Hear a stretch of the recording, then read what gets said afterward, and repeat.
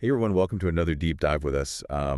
Today we're going to be looking at this pretty fascinating meeting between then President Trump and Ukrainian President Zelensky Yeah. back in 2019. A very interesting conversation. It is. Yeah. And, kind of the world stage is set here, right? Yeah. 2019 tensions are high between Russia and Ukraine. Right. And this meeting is, people are saying it's going to be crucial to Ukraine's future. Absolutely. The source material we have is actually the transcript from a FOX5 New York YouTube video of the meeting. So it's a pretty cool source, I think. Yeah, it's really unique. Yeah.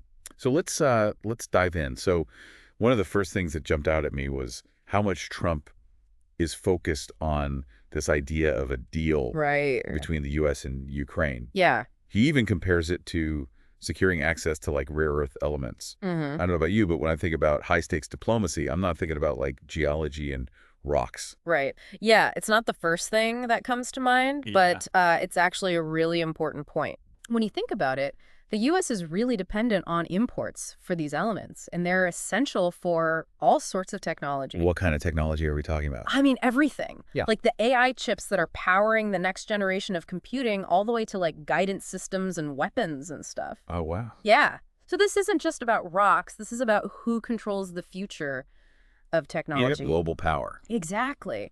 And for the U.S., having access to these resources, particularly from a reliable partner like Ukraine, is a huge national security issue. So Ukraine's got these rare earth elements. The U.S. needs them, and Trump wants to make sure America gets them. Yeah. But Zelensky, he's got his own agenda. Well, for sure. I mean, his country is facing constant pressure from Russia. Right. He needs reassurance from the U.S.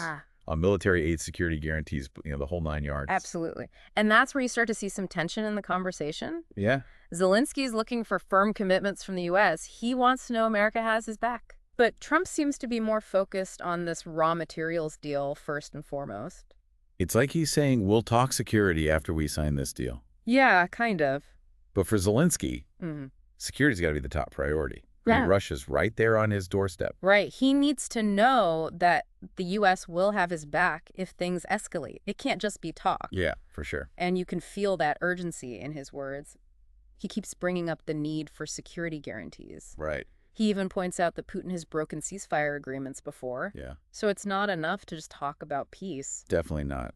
So he's not naive about Putin's tactics. Not at all. But then things get really interesting. Trump compares himself to George Washington and Abraham Lincoln. Right. Out of nowhere. He's framing himself as this peacemaker. Yeah. The guy who can bring stability to the region and resolve this conflict. That's a pretty bold claim. It is. He's putting himself up there with some of the most iconic presidents in American history.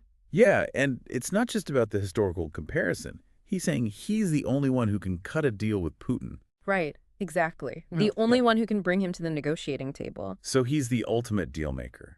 The tough guy who gets things done. Yeah, that's the image he's projecting. How does Zelensky respond to all this? I mean, he's polite, of course. But you can tell he's a little skeptical. Okay. He pushes back on some of Trump's assertions. Like what? He points out that Ukraine has been fighting this war mostly on their own and that they're going to keep resisting Russia no matter what the U.S. does. Wow. Yeah, it's a pretty strong statement. It is, especially considering he's trying to get aid from the U.S. in this meeting. Right. But it shows you how determined Zelensky is to protect Ukraine's sovereignty. He's not just going to roll over. Nope. He's willing to stand up for his country. Which brings us to another interesting thing. Trump keeps saying Zelensky will have to make compromises to reach a deal. Yeah. What could those compromises be? That's the million-dollar question. The transcript doesn't really say. But you can bet they involve some pretty big concessions that could affect Ukraine's future. And that's where Putin comes in, right? Exactly. Any deal that involves Ukraine giving something up is going to benefit Putin. So Zelensky's in a tough spot. Oh, yeah. He needs the U.S., but he can't make concessions that would put Ukraine at risk. It's a very delicate balancing act, and the stakes are incredibly high. And it sounds like it's only going to get more intense from here. Oh, yeah. Buckle up. Okay, so let's take a quick break and we'll come back and see how this all plays out. Okay, so we're back. Yeah. And you were saying things get even more tense. Oh, yeah. Way more tense. Like how? Well, the conversation starts to feel like a tug of war. Trump and Zelensky are going back and forth over everything. The aid, the deal, it gets pretty heated. Okay, so give me an example. What are they disagreeing about? One thing that really stands out is Zelensky keeps asking for those stronger security guarantees. Right, he wants more than just words. Exactly. He says Ukraine needs to know the U.S. and its allies will be there if Russia attacks again. Because Putin's broken agreements in the past. Right. He's like, look, words aren't going to stop this guy. So Zelensky's saying they need action, not just talk. Yeah. He wants proof that the U.S. is serious about protecting Ukraine. He wants them to back up their words with deeds. Right. And then he makes this really interesting point about the bigger picture. What's that? He says if Russia isn't stopped in Ukraine, they could go after other countries too. Like who? He mentions the Baltic states. Maybe even Poland. So he's saying this isn't just about Ukraine. Right. It's about the security of the whole region. Wow. He's framing this as a fight for the future of Europe. Exactly. And it shows how strategically important Ukraine is in all of this. But while Zelensky's worried about security, Trump's still talking about making deals. Yeah, he keeps bringing up how he's the guy who can talk to Putin. The deal maker. Right? Like he's the only one who can make this happen. So you've got these two leaders with totally different priorities. And it's creating a lot of friction. It sounds like it. Yeah. And then it gets even weirder.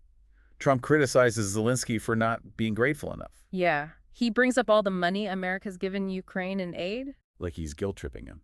Kind of. Like he's saying you should be thanking us, not asking for more. But Zelensky doesn't back down, does he? No, he stands his ground. What does he say? He says, look, we appreciate the help, but we're the ones fighting this war on the ground. And we're going to keep fighting no matter what.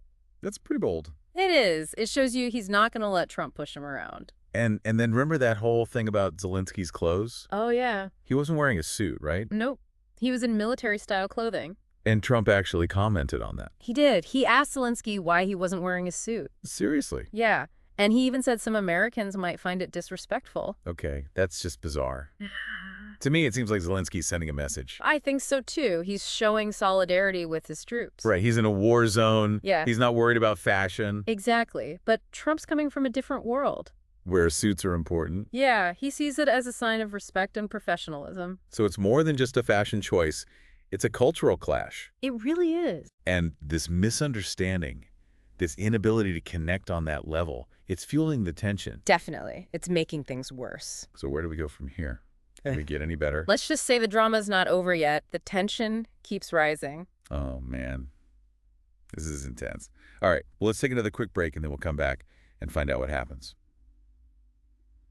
Okay, we're back. And this meeting, it's like a car crash you can't look away from. I know, right?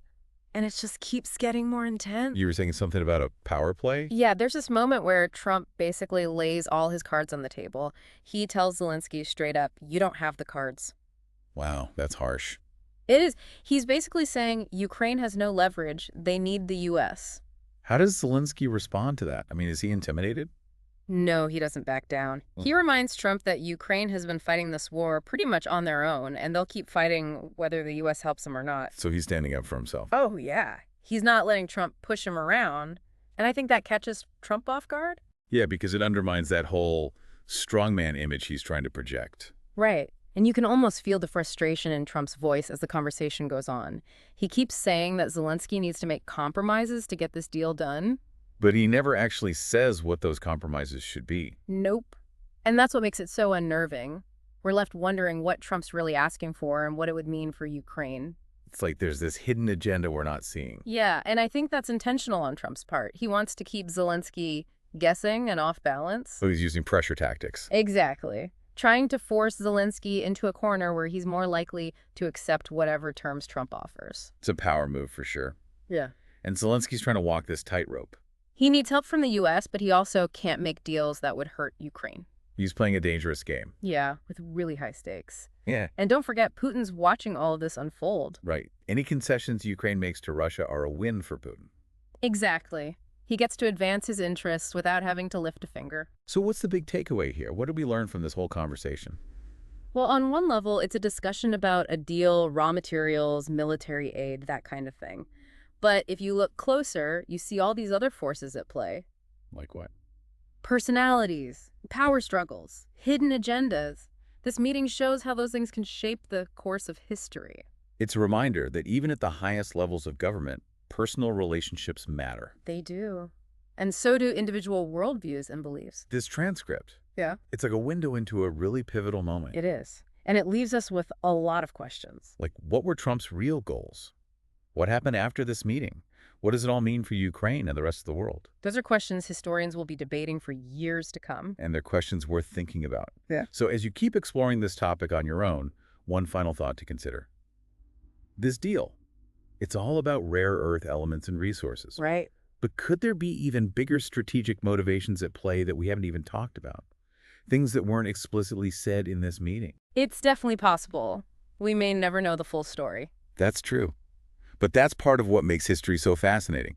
Thanks for joining us for this deep dive. We'll see you on the next one.